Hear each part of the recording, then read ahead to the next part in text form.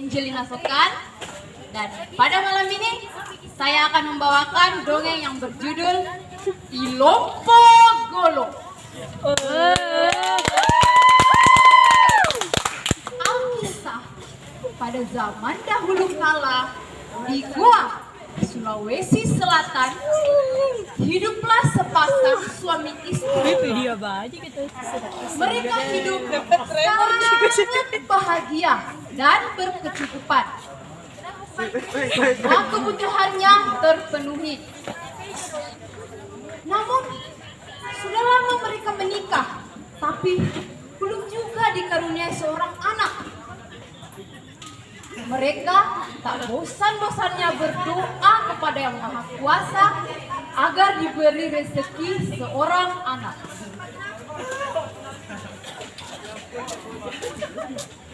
Ya Tuhan, berilah kami rezeki seorang anak, apapun adanya.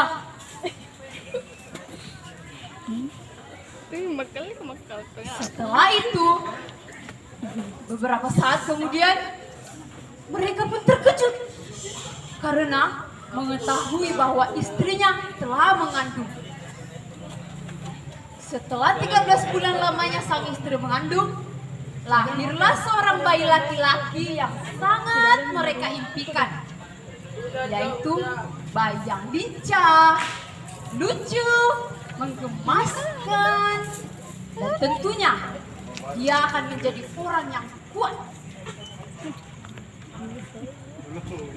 Setelah sang istri melahirkan, ia pun menggendong bayinya. Namun tiba-tiba bayi itu terlepas dari tangannya dan terjatuh ke lantai. Iya, iya, iya, iya. Ya ampun, bayiku. Bayiku. Syukurlah kamu tidak apa-apa, Nak. Anda buan nak.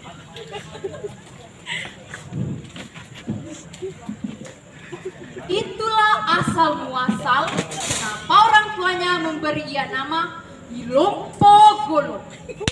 Karena fisiknya yang kuat serta mampu menghabiskan berpuluh-puluh liter air susu setiap hari. Betul. Seiring berjalannya waktu, Ilompo Golo pun tumbuh menjadi dewasa. Dan nafsu makannya semakin menjadi-jadi. Semua makanan yang ada di rumahnya dia makan semua. Dan itu tidak cukup baginya. Sampai-sampai makanan tetangganya pun makan semua. Inilah yang menyebabkan hati kedua orang tuanya merasa malu dan kesal. Tersinggung. Mereka ingin melenyapkan Ilompo Golo. Ini kutukan, Pak. Bagaimana ini? Aku semakin tidak enak kepada tetangga. Bukan hanya itu saja istriku. Kita juga semakin malu dibuatnya. Kita harus memikirkan cara untuk menyingkirkan Ilompo Golo. Tapi, bagaimana caranya?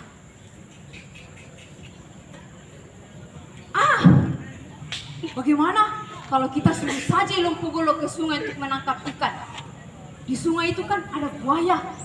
Jika ia menangkap ikan di sana, ia akan diterkam, makan oleh buaya. Wah, bagus juga itu, Pak. Ilompo Golo, sini nak. Sekarang juga kamu pergi ke sungai menangkap ikan. Persediaan makanan kita telah habis. Baiklah, Mak. Aku akan pergi ke sungai mencari ikan. Orang tua Ilompo Golo berharap ketika ia pergi mencari ikan di sungai, ia akan diterkam dan dimakan oleh buaya. Beberapa saat kemudian, Ilompo Golo pun kembali ke rumah. Orang tuanya kaget melihat Ilompo Golo masih hidup dan pulang dengan membawa berbagai macam ikan tangkapannya.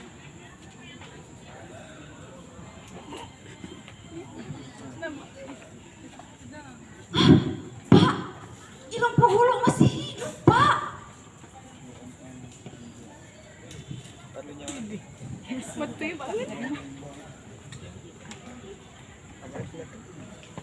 Apa ini Lompogolo?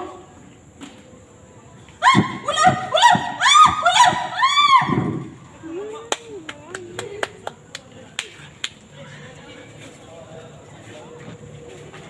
Ibu Lompogolo pingsan karena takut melihat ular. Lompogolo pun keluar rumah dengan perasaan bersalah. Beberapa saat kemudian, ibunya sadar dari pingsannya. Bagaimana nih Pak? Kenapa Lompogolo semakin menjengkelkan saja? Bagaimana nih Pak? Apa siasat selanjutnya untuk menyingkirkan Lompogolo? Tenang istriku, tenang.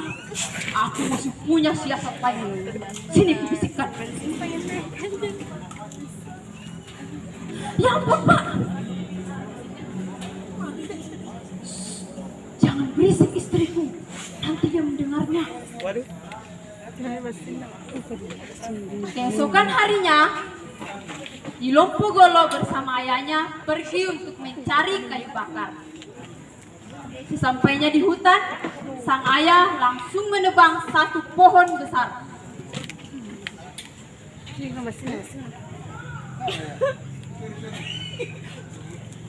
Tak, tak, tak. Pohon pun rebah. Dan sang ayah menyuruh Lompogolo untuk menangkap pohon tersebut. Lompogolo, cepat tangkap pohon ini nak, jangan sampai jatuh ke tanah. Karena Lompogolo sedikit idiot, dia tidak memikirkan resikonya. Baik ayah, aku akan menangkapnya. Tidak, tidak.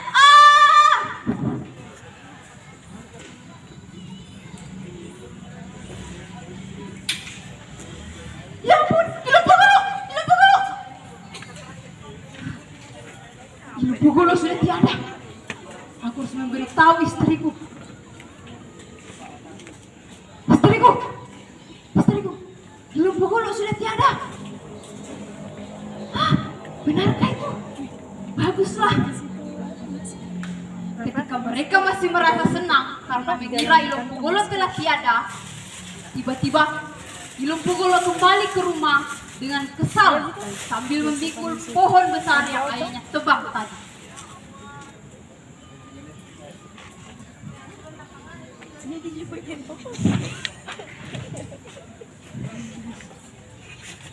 Pak, kenapa Bapak meninggalkanku di hutan sendirian? Aku kan takut, Pak.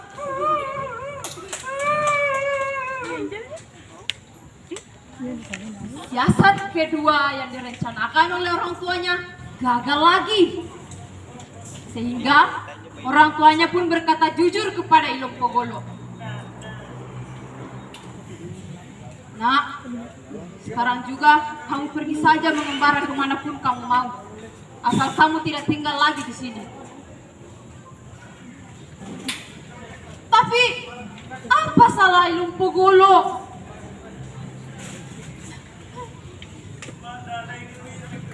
Baiklah, kalau itu yang kalian inginkan, aku akan pergi. Lompogolo pun pergi meninggalkan kedua orang tuanya dengan perasaan sedih. Ia pergi mengembara entah kemana. Dan di perjalanan, ia bertemu dengan seorang petani tua. Petani tua itu sedang panik dan lelah karena kerbaunya mengamuk. Tolong, kerbau saya mengamuk, tolong. Lompogolo pun segera membantu petani tua itu.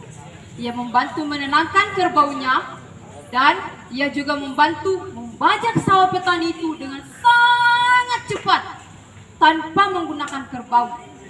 Sehingga petani itu terkejut. Ya ampun, kekuatan anak ini sangat hebat. aku harus memberitahu warga desa. Setelah itu, petani itu pergi memberitahu seluruh warga desa. Hei, hei, hei, kalian semua dengarkan aku. Di sana ada pemuda yang sangat kuat dan sangat baik hati. Ia membantu para petani. Ia membantuku membajak sawah dengan sangat cepat tanpa menggunakan kerbau. Setelah itu, berita itu pun tersebar ke sana, kemana-mana.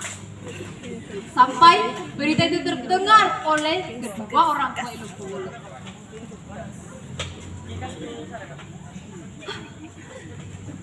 Itu Ilung Pogolo kah? Pak, itu Ilung Pogolo Pak, anak kita. Keesokan harinya, Ilung Pogolo pun bertemu kembali dengan kedua orang tuanya. Orang tuanya meminta maaf kepada Ilung Pogolo atas semua perbuatan mereka. Dan mereka pun kembali bersama, saling memberikan pelukan yang hangat dan penuh cinta. Adapun kesan yang dapat kita ambil dari cerita ini adalah kita harus selalu bersyukur atas apa yang diberikan oleh Tuhan Yang Maha Esa kepada kita. Dan jangan sesekali kita mencoba untuk mencelakai orang lain, karena itu perbuatan yang tidak baik. Sekian dari saya, selamat malam.